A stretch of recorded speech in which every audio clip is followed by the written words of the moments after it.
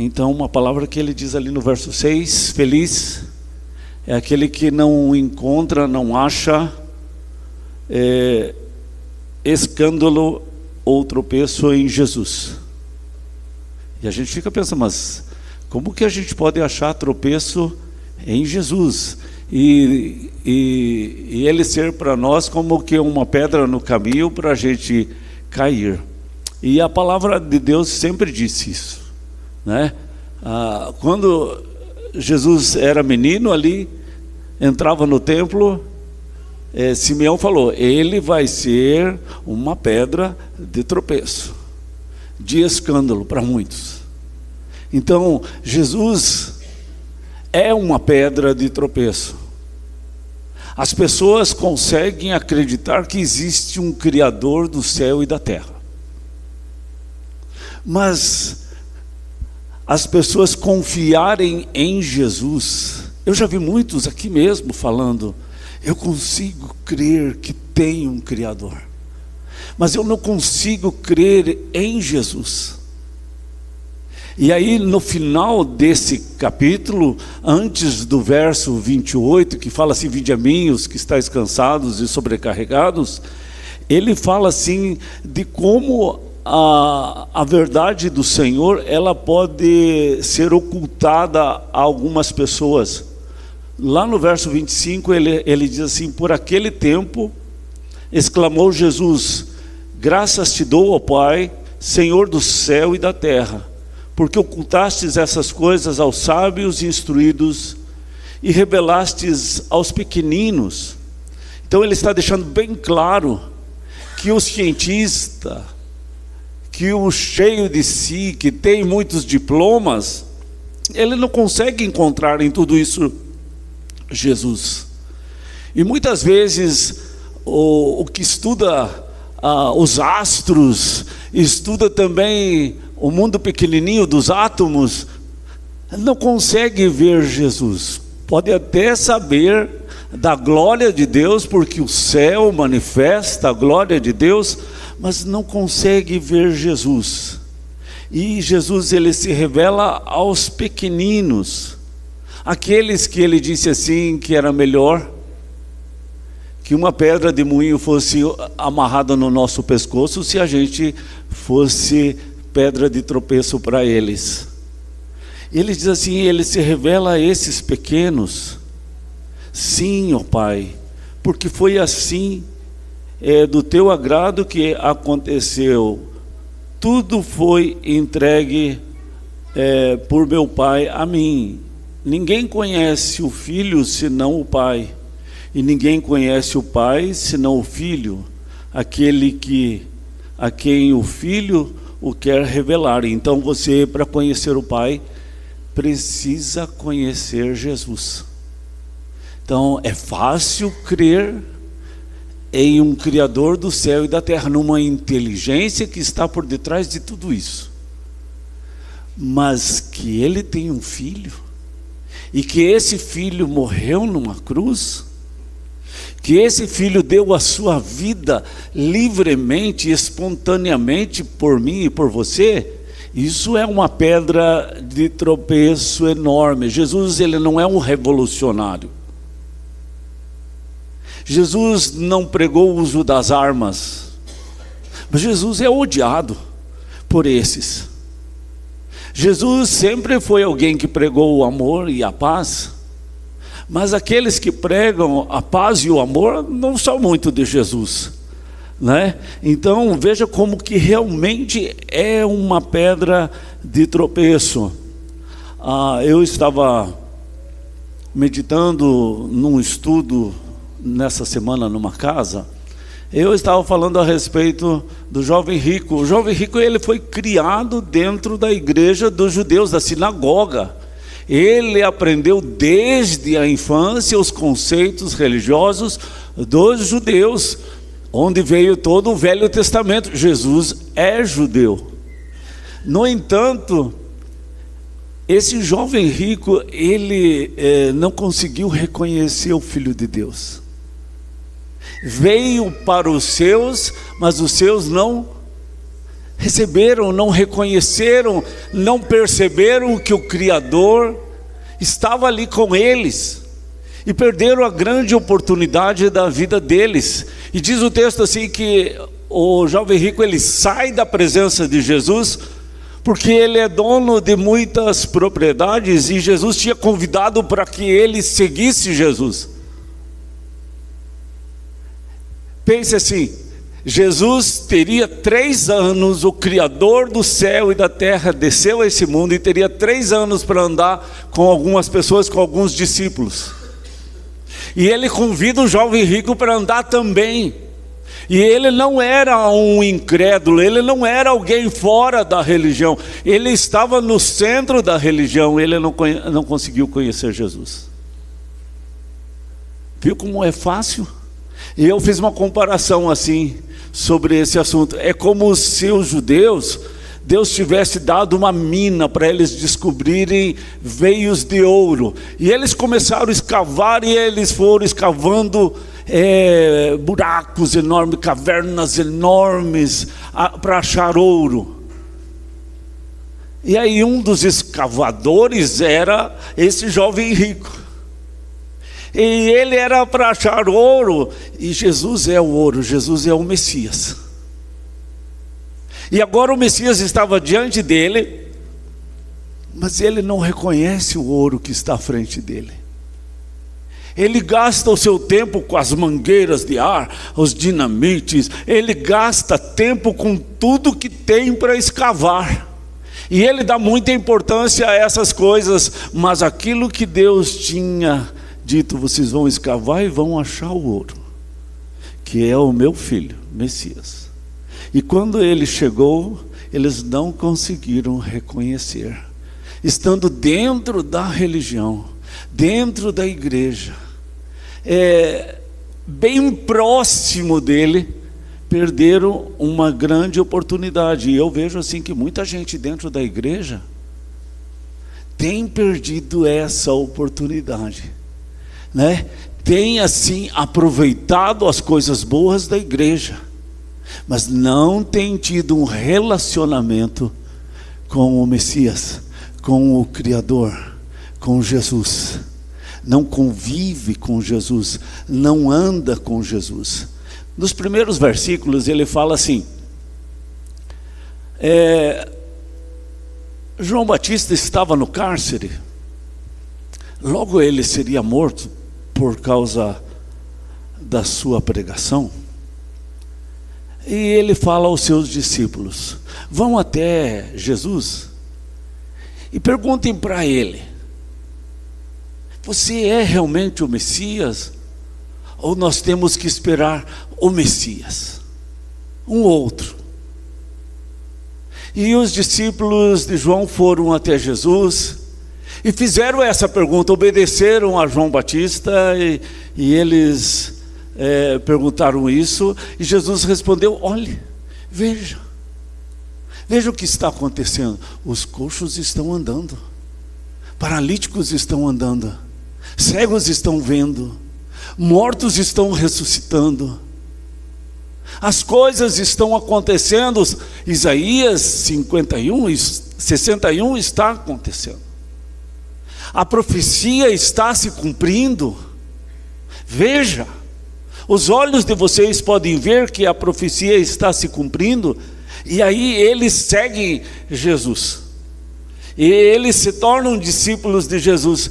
E alguns pastores, eu já vi ensinarem que João Batista estava numa dúvida muito cruel, porque estava preso, estava para ser morto, estava em sofrimento, e agora ele não tinha certeza que Jesus era o Messias. Eu não consigo acreditar que João Batista agora teve dúvida.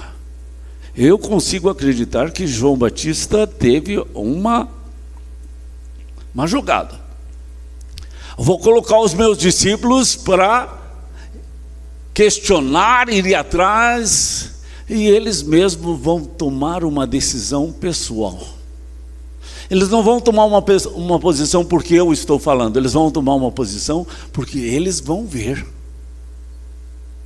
E é isso que eu creio que ele fez. Gente, os discípulos de Jesus andaram com Jesus por 3 anos. Quando Jesus é morto, eles caem em incredulidade, em decepção. Eles não acreditam no que aconteceu, não podia acontecer, foi um erro, perdemos 3 anos com Jesus, ele não é o Messias. No entanto, João não foi assim. João, ele salta de alegria no ventre da sua mãe quando Maria se aproxima. João, quando vê Jesus, ele grita bem alto: ele é o Cordeiro de Deus que tira o pecado do mundo. Eu batizo vocês com água, mas ele batiza com o Espírito Santo. Ele tem aquela pá que ele está falando, é aquele que lida com o trigo, com os grãos de trigo, é um lavrador, e ele pega os grãos de trigo e vai guardar tudo no celeiro, e ele pega a palha e joga no fogo, porque ele tem essa autoridade de fazer isso. Pessoas vão morar sempre com Deus porque são trigo, e pessoas vão ficar eternamente longe de Deus porque são palha, e construíram a sua vida nessa palha, e isso faz diferença. Lá em João 1, ele diz no verso 15 assim: este é o de quem eu disse, o que vem após mim tem a primazia. Ele já existia antes de mim. João Batista é mais velho do que Jesus. Como é que ele diz que Jesus é mais velho que ele? Porque João sabe da existência de Jesus antes do nascimento de Maria. Ele sabe do nascimento de Jesus, não do nascimento, da existência de Jesus antes, quando Adão foi criado, porque quando Deus criou Adão, Jesus estava criando Adão, diz lá em João capítulo 1. Sem Jesus, nada do que foi feito se fez. Ele criou também Maria em Adão, que vem ser a sua mãe em termos de corpo físico.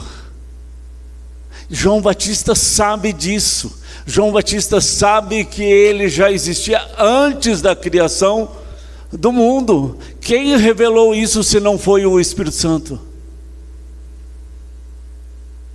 E essas coisas Deus pode revelar a você. É isso que ele está dizendo assim: feliz é aquele que não acha tropeço em mim, tem os seus olhos abertos por mim, não vive nas amarguras, não vive achando culpados. Eu sou assim porque meu irmão passou a perna em mim na minha herança. Eu sou sofrido assim porque aconteceu isso lá no passado. Meu pai abusou de mim e agora eu sou uma pessoa sofrida, uma pessoa cheia de doenças, cheia de porcarias. Não, Jesus ele veio para libertar o cativo. Jesus veio para libertar o preso. Ele veio para tirar essas algemas. Ele veio para tirar a pessoa desse fundo do poço. João Batista é aquele que diz: o machado agora foi... Lembra? Aonde o machado foi que João Batista diz? Leitores da Bíblia. Foi na raiz. Quando você vai acabar com guanchumba, você tem que cortar onde? Se você só roçar, dali uns dias ele está de volta. Se você só roçar, dali uns dias ele está de volta. Você precisa cortar na raiz, porque guanchumba tem raiz profunda e ela é resistente. Você corta, ela aguenta o corte, logo ela brota. Você tem que cortar na raiz. Os males precisam ser cortados na raiz, e foi isso que Jesus fez e faz no nosso coração, nos libertando de ressentimentos, mágoas, dores, vinganças, ódios, falta de perdão, não conseguir perdoar. Jesus nos liberta de tudo isso, né? Então, e Jesus, ele faz os discípulos de João se tornarem testemunhas do Messias. É fantástico. Aí o verso 8 ele diz assim: sim, que viestes a ver um homem vestido de roupas finas? Não, roupas finas estão lá nos palácios dos reis. Advogados usam roupas finas. Ele não usava roupa fina. Que saístes para ver um profeta? Sim, e eu digo para vocês, muito mais que um profeta. Este é de quem está escrito: eis aí, eu envio diante da tua face o meu mensageiro. Isso lá no verso 10. O qual preparará o caminho diante de ti, do Messias. Então, o profeta, Deus já estava dando uma palavra para o profeta Isaías, que ele seria o precursor, ele seria aquele que prepararia o caminho para a vinda do Messias. Antes do Messias vir, teria o precursor. E cumpriu literalmente. João Batista é o precursor, mais que um profeta. Ele é um marco na história, para você saber quem é o Messias. Isaías também falou assim: eis que a virgem conceberá e dará à luz um filho. Você vai saber que é o Messias quando uma virgem conceber, sem José, sem o homem. A palavra do Senhor estava se cumprindo. Isaías 61, Isaías 35, esse precursor, né? E aí vem o verso 11: em verdade vos digo, entre os nascidos de mulher, ninguém apareceu maior do que João Batista, mas o menor no reino dos céus é maior do que João Batista. Jesus, ele fala aos discípulos depois da morte de João Batista.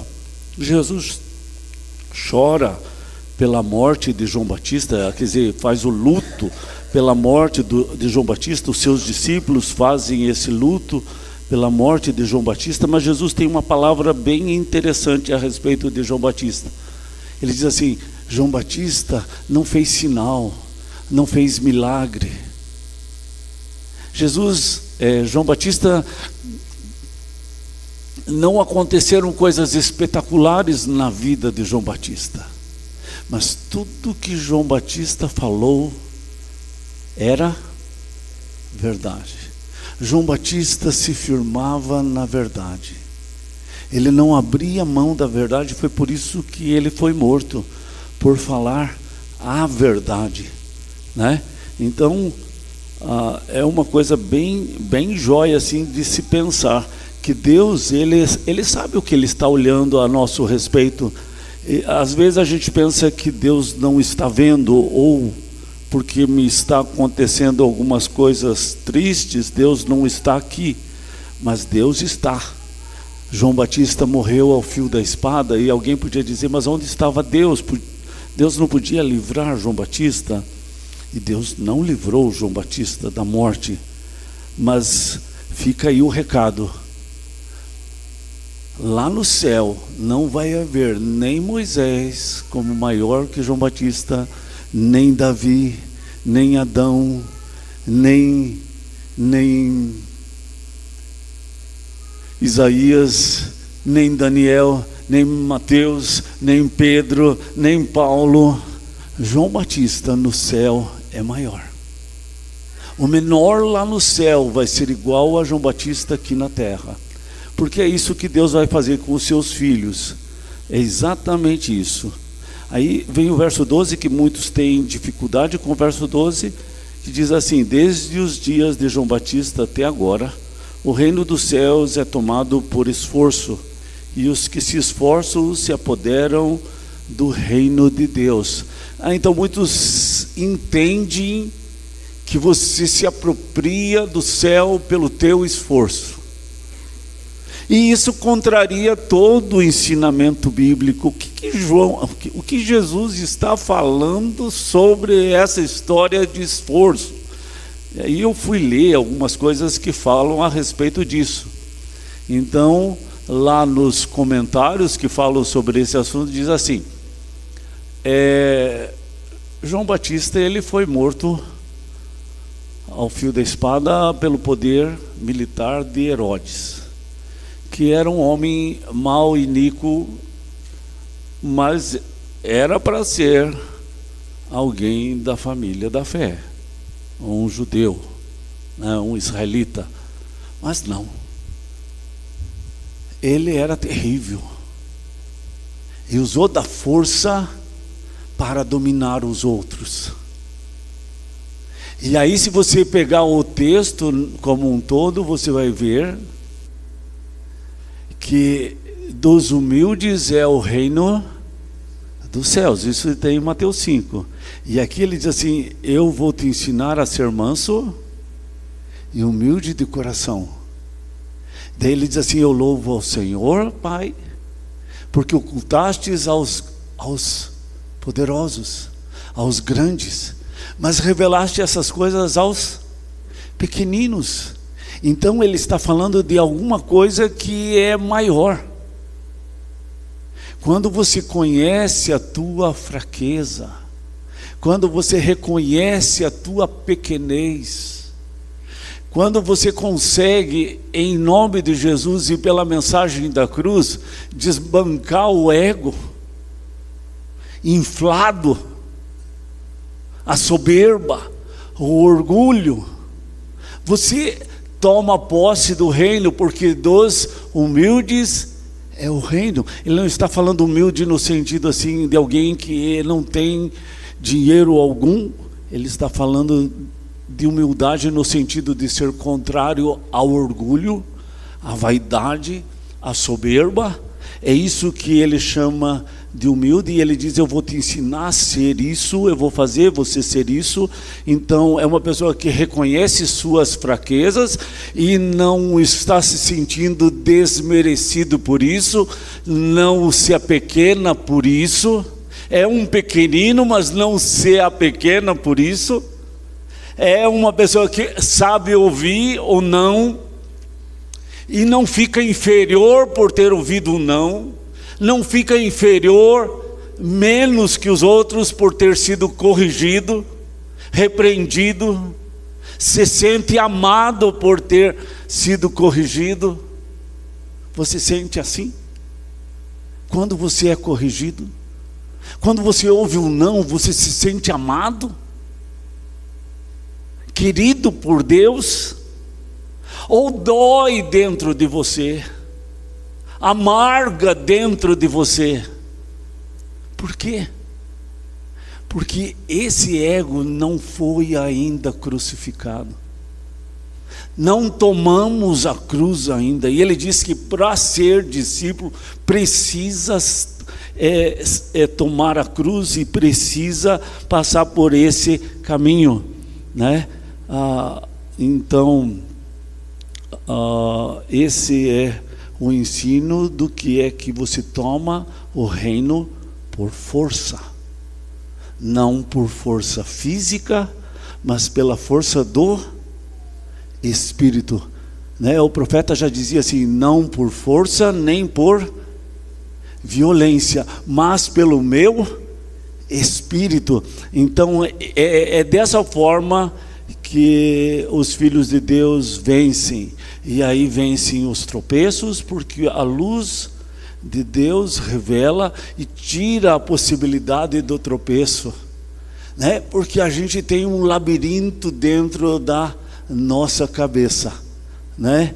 Então vamos dizer assim, se eu mencionar aqui não o teu nome, mas um problema que aconteceu com você, você pode se sentir acusado. Mas você poderia também sentir assim: olha, o meu exemplo pode servir de ajuda para os outros. O que aconteceu comigo pode ser usado para ajudar outros a vencerem as suas dificuldades, né? Então ele é luz. O que acontece? Você entra naquela mina e você descobre o ouro.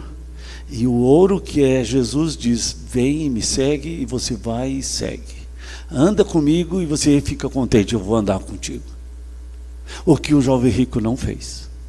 E ele diz assim: eu aprendi a lei de Deus desde a minha juventude. Mas ele não andou com o Filho de Deus, não reconheceu o Messias como parte de Deus. Jesus, no verso 14, chama João Batista de Elias. Por quê? Porque o espírito de Elias é aquele espírito de profeta que chega e diz: Padilha, você errou nisso, nisso e nisso. Se arrependeu. Ele chega e diz: PC, você errou nisso, nisso e nisso. Era assim que era Elias. E João Batista era exatamente assim. Ele chegou para Herodes e disse: você está com a mulher do teu irmão, e não é correto você estar com a mulher do teu irmão. Entende? E foi por causa disso que Herodes matou. Usou do poder dele. Mas João tinha esse mesmo espírito, o mesmo estilo de Elias, do profeta Elias. Se lascou. Porque o que não aguentou o dedo lá, né, na cara. Onde que está lá o Herodes hoje? Todo poderoso mandou matar João Batista. Onde que está hoje Herodes? Longe da presença de Deus. Sua alma em um estado horrível, longe de Deus. Onde que está João Batista?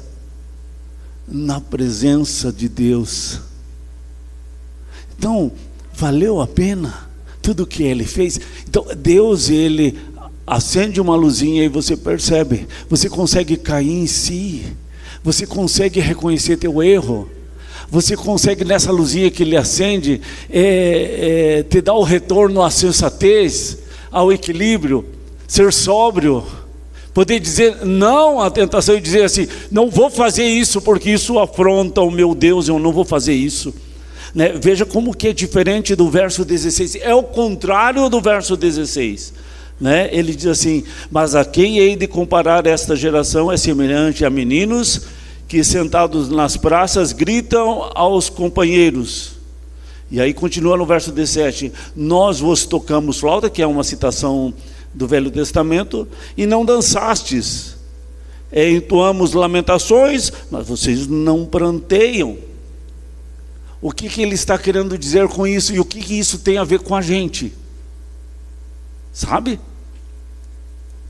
Alguém que chega na presença de Deus e percebe que está errando, pede perdão, se arrepende e se converte dos seus maus caminhos. Essa geração, ele está dizendo assim, como é que ela é constituída, essa geração? É uma geração parecida com a geração que a gente está vivendo aqui. A geração dos nossos dias é muito parecida com essa geração que Jesus está citando aqui. O que significa meninos que estão nas praças gritando? Eles só estão gritando, aleatoriamente estão gritando. Mas tem sentido os gritos deles? Não. Tem objetivo? Não tem. É só grito. Uma vida sem propósito, uma vida sem sentido, né? Fica fumando aquele cigarro eletrônico, sai aquela fumaceira. Pelo que eu entendi, a pessoa fuma coisinha daquele, 8 carteiras, 10 carteiras de cigarro para cada um daqueles coisinhas lá. É mais ou menos isso que Jesus está falando assim. A pessoa não percebe que está fazendo uma besteira, e ela está ali por causa do sabor adocicado daquele cigarro eletrônico, do gosto gostoso daquele cigarro eletrônico, de jogar toda aquela fumaceira na cara dos outros daquele cigarro eletrônico. Isso é cegueira. E é isso que ele está falando assim. Não há uma reação boa, há sempre uma reação ruim. Meninos que gritam sem objetivo, uma flauta que estava tocando para uma multidão na praça lá em Israel, que eles estariam dançando, mas que eles não estariam dançando, que não fez diferença aquela música, ou que eles estavam lamentando ou tocando uma música de lamentação, mas ninguém estava chorando, sentindo alguma coisa. A pessoa estava sendo queimada lá no noticiário, e a gente aqui o quê? Comendo,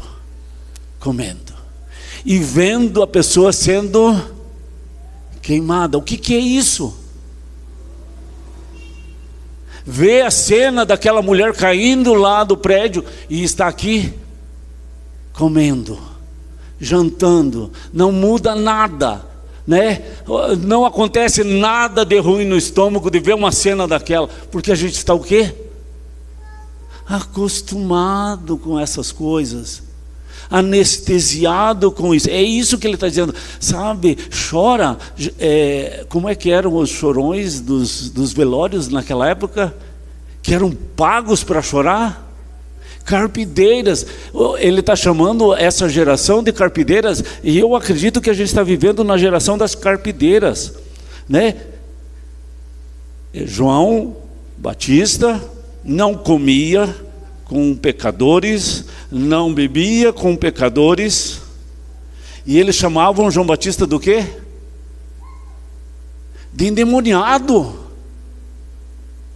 Porque João Batista saía gritando nas praças, nas ruas, nos desertos, e não parava de falar com roupa gasta, de pobre, cheio do Espírito Santo. Que loucura! E daí Jesus está dizendo: graças a Deus, Pai, porque o Senhor ocultou aqueles, mas revelou a esses. O Senhor se mostrou a esses. Aí Jesus, ele come com publicanos, pecadores, bebe com eles, toma um cálice de vinho com os pecadores, com o Zaqueu. Aí o que eles chamam? Glutão. E nunca fica bom, sempre está errado. Quer dizer, se correr, o bicho pega, se ficar, come. Você não tem saída, nunca tem saída, né? É assim para essa geração. É como se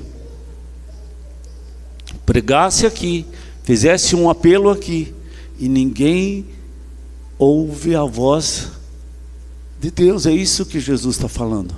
Você põe a chaleira aqui para esquentar no fogão, você ligou a chama, põe a chaleira para esquentar a água, para poder tomar o chimarrão, ou fazer o chá, ou fazer o café. Dali meia hora você vai pegar, a água está fria, morna. É bom? Não. É isso que Deus está dizendo, é isso que Jesus está dizendo. Pôs a chaleira ali e não esquenta, não faz diferença a palavra. O contrário do amor de Deus não é ódio. O contrário do amor de Deus é indiferença. Vamos repetir isso? O contrário do amor de Deus é, vamos repetir isso? É a frieza, é a neutralidade, não toca, não mexe, faz apelo, a pessoa não se sente apelada pelo apelo, ela não ouve o apelo, ela não ouve o que está sendo falado. Se pedir para anotar o que foi falado hoje à noite em casa, não vai lembrar da metade, amanhã não lembra de 70%, depois da manhã não lembra 100%. Por quê? Por causa de uma frieza espiritual, né? Então Deus, Ele está nos chamando a sairmos dessa situação, não permanecermos nessa situação.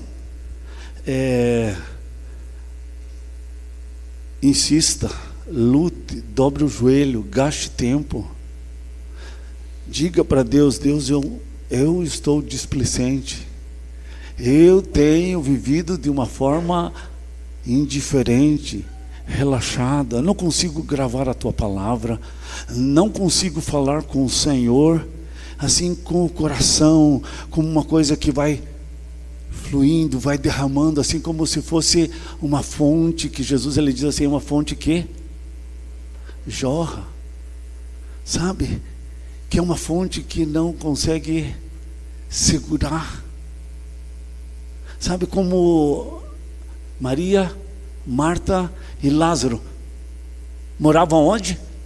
Como é que é o nome da cidade? Betânia. Quando Jesus passava por lá, onde que ele ficava? Na casa deles. Não era dos vizinhos, não era dos outros, era na casa deles, porque eles não abriam mão de ter Jesus e os seus discípulos com eles. Não abra mão. Abra a tua casa, abra a tua vida, abra teu coração, leia, releia, medite. Lembra que a gente falou isso domingo retrasado, que eu estava aqui? Medita na palavra do Senhor de dia e de noite. Tem prazer, e o que você faz com prazer, sempre vai fazer com alegria. Vamos orar? Deus, aviva, Senhor, a tua palavra no nosso coração. Eu sei que a gente está vivendo num tempo de tanta frieza, de tanta indiferença. O Senhor disse que o amor se esfriaria de quase todos, e é tão comum a gente ver na televisão tantas desgraças e já não sentir mais nada, comer nesses horários, estar desapercebido, porque parece tão comum tudo isso, Pai. Oh Deus, a gente não pode ser indiferente, não pode ser frio, não pode ser morno, Senhor. Não pode ser como essa geração que Jesus citou ali, e que causava tanto nojo e ânsia de vômito no Senhor, Pai. Que o nosso coração, Senhor, tenha realmente o desejo de estar na presença do Senhor, e que a gente tenha um propósito de buscar a tua palavra, de meditar nela, de ler, de reler, de gravar, de encher o coração, a vasilha do nosso coração dessas coisas do Senhor. Que a gente queira ser esses pequeninos a quem o Senhor não ocultou a sua palavra, mas que o Senhor revelou essa palavra. Assim como muitos têm dificuldade de reconhecer Jesus,